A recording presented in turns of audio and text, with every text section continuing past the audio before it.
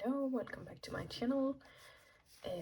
As you can probably see from the title, I, like everyone else, is going to attempt a personal curriculum.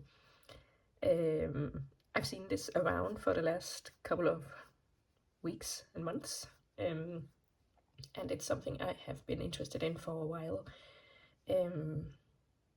Some sort of self-education.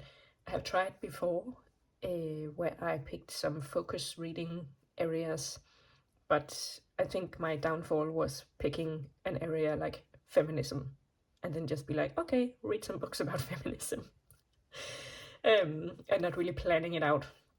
So that's definitely something this personal curriculum would help you do, if you're also looking to self-educate a little bit more, because the way I've seen people do it is they make a list of things they want to read and watch and achieve during a month or a semester or however long you want to do it. And yeah, so I think the planning is probably what is going to help with the actual execution of it.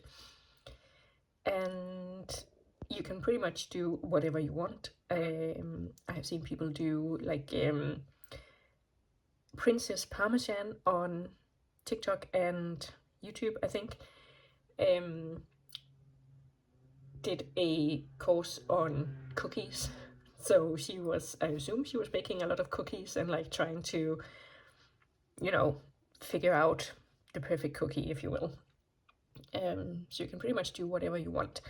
And of course, the basic premise of it is you are supposed to learn something and get smarter.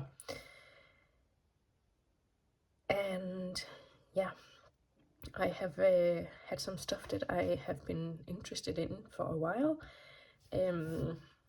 So I thought I would do my personal curriculum for the last quarter of 2025. I have seen people doing it monthly, but I think that's like way too much for me. Especially because, again, Princess Parmesan, I think her name is Elizabeth Jane, maybe. She did, like, she had a whole bunch of stuff, and she was doing like what's it called, like units of this, that, and the other.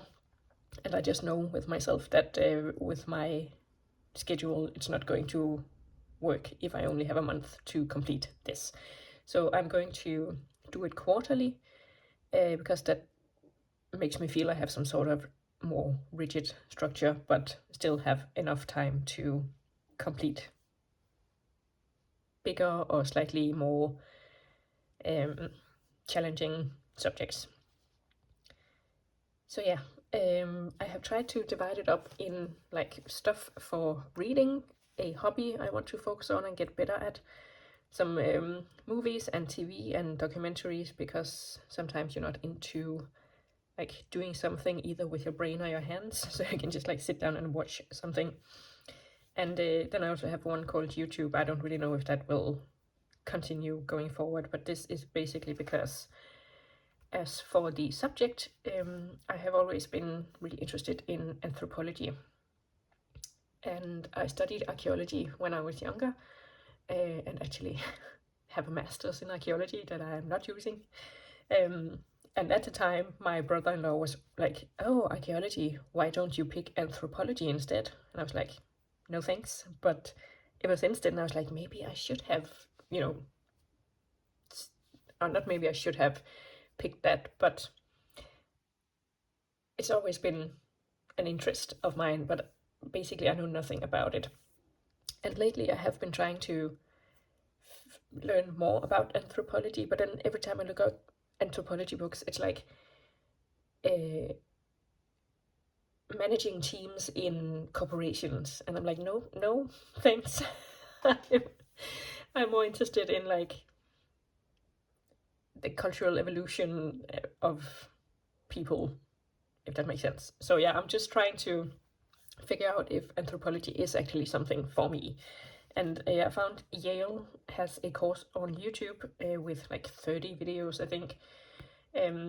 So I'll give that a watch and see if it's something I want to invest more time in, because I have gotten a couple of like basic anthropology books out of the library, but they seem quite dense. And yeah, I don't know, I've had some trouble finding like really basic, this is anthropology for beginners. So I figured this Yale anthropology course could be a good place to start and see if it's something I want to continue looking into. As for movies, movies and reading, I have sort of a a theme of colonization, Palestine-ish. Some of the people who are doing personal curriculums are like having a theme and then doing all of this around that theme. But yeah, this is my first time, so I figured I would start out pretty easy. But yeah, so I found some books to read. So there's A Child in Palestine, and as far as I can tell, this is like a cartoonist from Palestine telling about life in Palestine for a child and getting around like all the issues there that way. Then there is The Ethnic Cleansing of Palestine. Is it Ilan Pappé, I think, or Noam Chomsky? I can't remember. I think it's Ilan Pappé.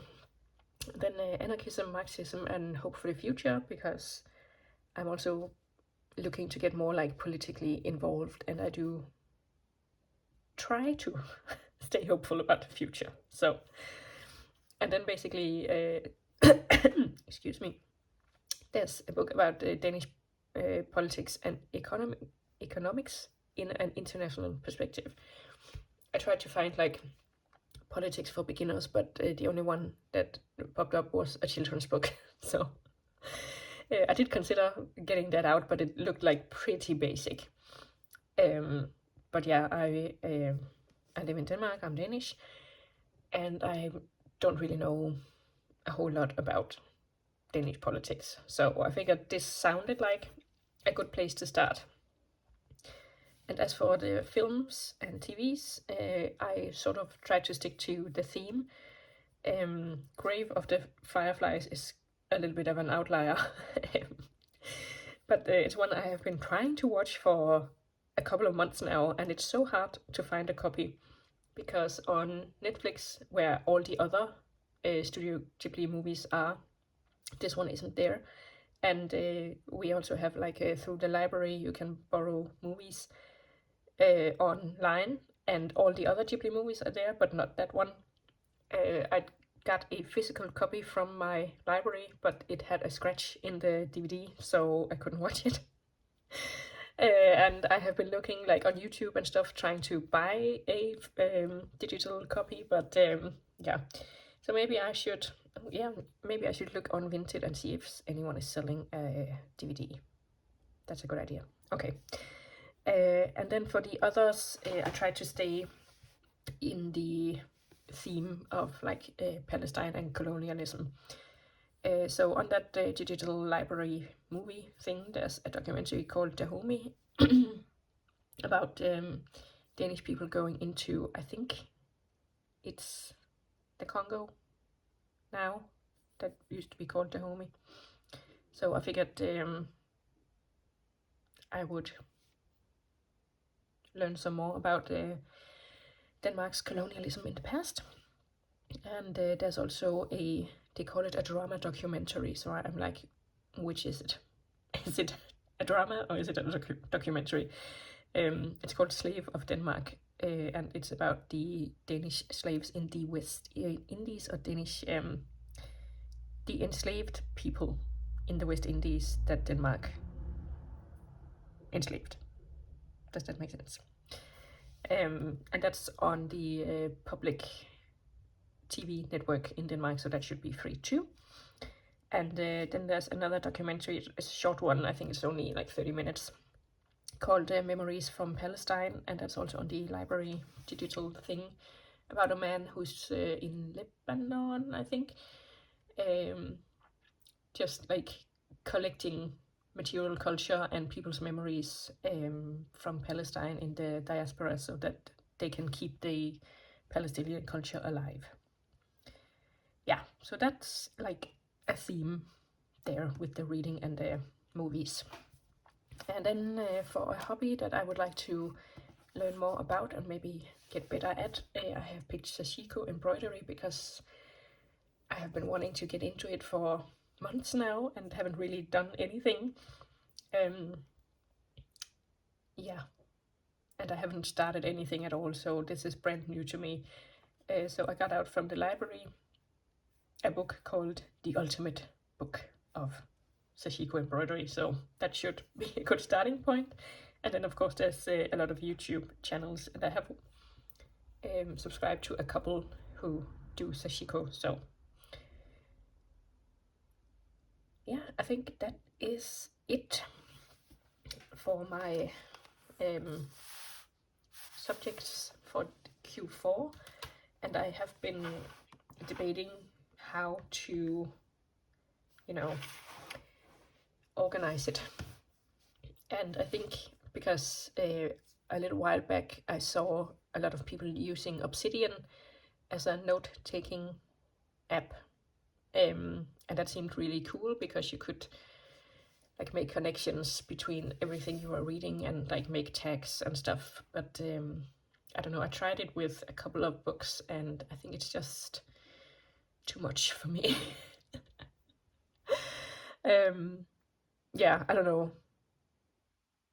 It still does seem like really clever that you can, like, and useful that you can connect different things to each other. So like if you're reading a book about feminism and then you're reading a book about something else, and then one of the ideas goes back to that book about feminism, then you can connect them. And then in the future you can be like, oh yeah, there was also this idea that could be incorporated in my thoughts about feminism, whatever. But yeah, I don't know, it just seems a bit much. So I think I'm just basically going to put in, like, make a page for every quarter, and then put in all the reading and all the movies and stuff, and I can put in the links where I get it, and if I get it online, and I can take notes just in a like drop down menu. And yeah, so I think I will organize that. So here we have my personal curriculum for Q4. Technically Q4 doesn't start until October, but I can get a head start here in September maybe. I'm thinking probably some of the movies and TVs, because my September TBR is already huge.